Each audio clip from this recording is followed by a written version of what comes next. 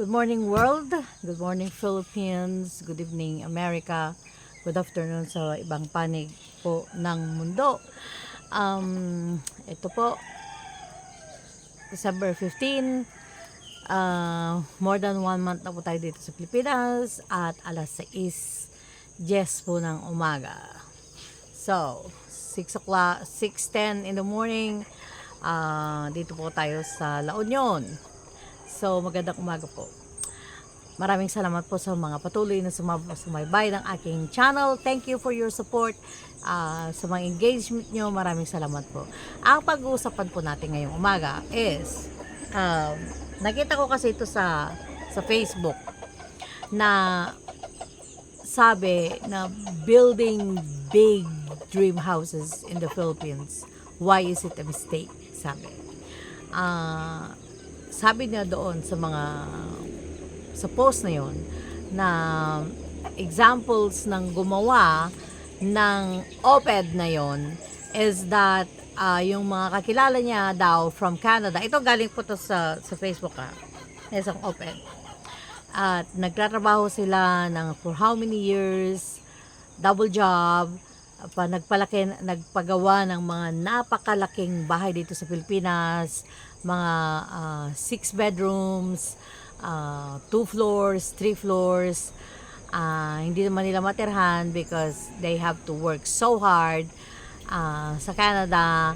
And then after that, ang mga nakinabang na tumira doon sa bahay na pinapagawa nila is mga kamag-anak daw nila, and then nasisira, and then they will send more money to maintain the house, para sa maintenance ng bahay, and bihira lang silang umuwi ng Pilipinas.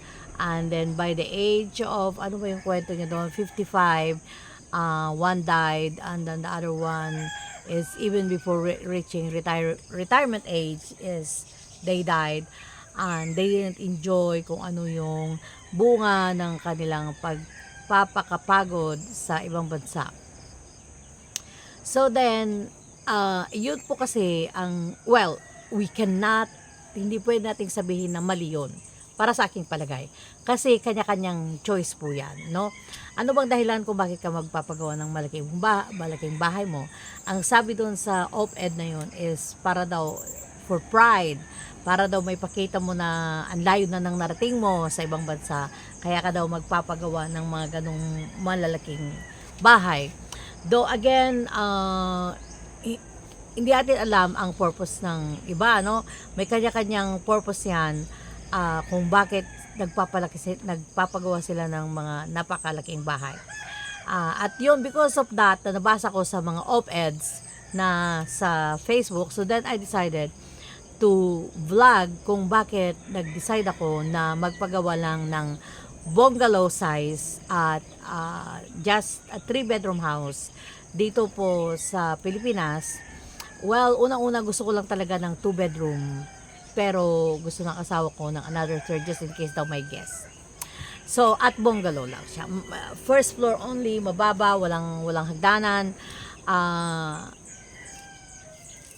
Ang reason ko, kasi may reason po kasi kung bakit ako nag-decide na magpagawa ng bahay dito sa Pilipinas, but I will discuss that sa mga next na topics natin.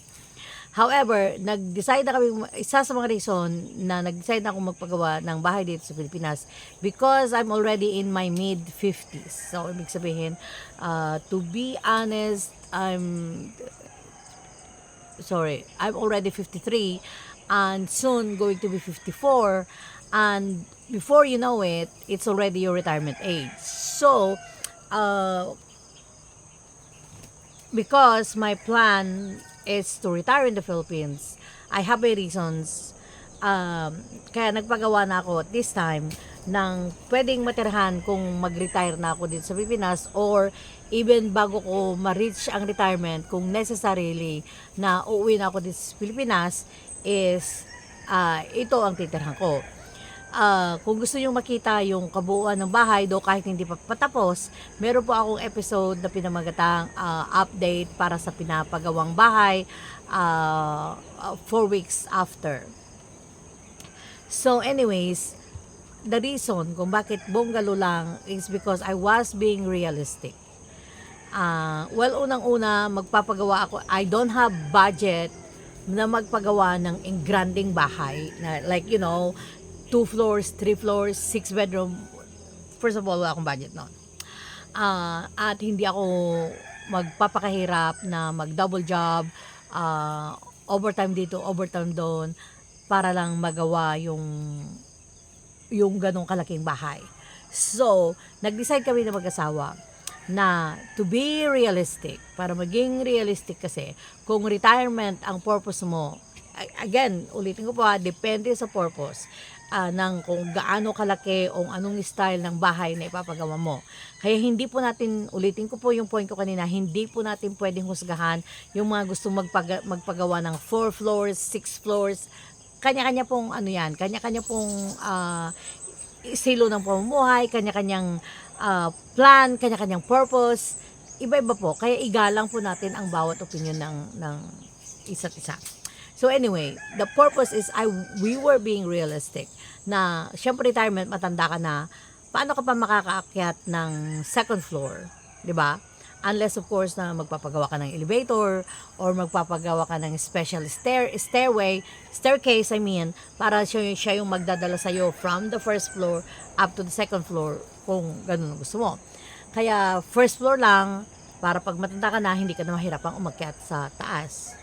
So then, pangalawa, nagpagawa din ako ng double door na ibig sabihin hindi lang yung isang pintuan na ganyan, talagang ganyan, butterfly ang style ng pintuan ko.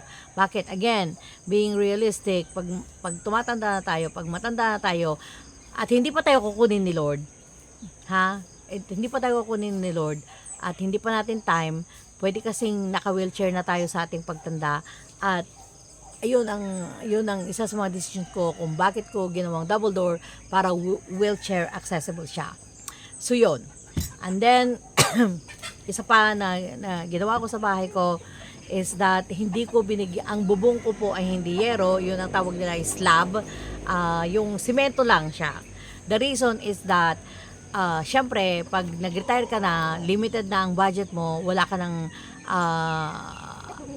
yung alam mo yun, yung limited na yung budget mo, wala nang money for extra repairs. Kasi pag yero, in few years, magkakaroon niya ng butas-butas, and then magpaparepair ka o magpapapalit ka ng bubong. While kung slab, kung yung simento lang talaga, it's more permanent or the repair would be less. Or magre-repair ka man, hindi ganun hindi ganun magkakalapit. I mean to say, hindi madalas yon. At hindi saglit lang is magre-repair ka na. Okay. And then, what else did I decide to do in my house? I also decided na instead na magpagawa ng mga wooden cabinets para sa kusina, nakita ko po kasi ito sa mga bahay na napuntahan ko dito sa Pilipinas. Dito sa Pilipinas po, napaka daming anay at saka bukbok. So, pag kahoy kasi, yung tendency na maaanay at mabubukbok ang iyong mga cabinet na galing sa kahoy is so nandyan yan. Unless siguro na yung mga magpagawa ka ng mga matataas na quality ng kahoy, I think mahogany or nara, if I'm not mistaken, is hindi nabubukbok at hindi naaanay. But at this point, bawal na ang mag-cut ng nara, parang illegal na yata. I think that you cannot just cut nara tree nowadays. So, kung may mabibili man na nara cabinets, it's going to be very, very expensive. So, naging practical ako. Instead, bumili na ako ng modern style na made of PVC. So, ang cabinet ko po sa kitchen is already made of PVC, so they're already called PVC cabinets. So yon, wala na po siyang anay, wala na siyang bukbok, The only thing na magpapalit ka later on is if nagsawa ka na sa style ng cabinet mo, nagsawa ka na sa color ng cabinet mo, and then you wanna change it. But that's it. At least malayo siya sa bukbok at anay. Yun ang nakita ko na practical. Though kahit mas mahal now, like for example, yung 120 inches na PVC cabinets, pag natapos na po yung bahay, magtutour po tayo. Had cost me 30,000 pesos. But, yung 30,000 pesos mo, na kumpara siguro kung magpapagawa ka galing sa kahoy, is probably half of your expenses. Pero, yung kahoy, ilang years lang, mabukbok na yan, maanay na yan. Samantalang yung PVC mo is, will last longer if it is not lifetime. Kaya ganun po. So, even my bathroom doors, I decided to use PVC doors at ganun na lang ang binili ko. Right now, ang kahoy materials lang sa bahay ko are the doors, the bedroom doors and the master doors. Yun pa lang ang kahoy. At ang gagawin ko na lang is yearly, kinakailangan ipa-spray natin to ng mga anti-bukbok. Kinakailangan niya ng maintenance.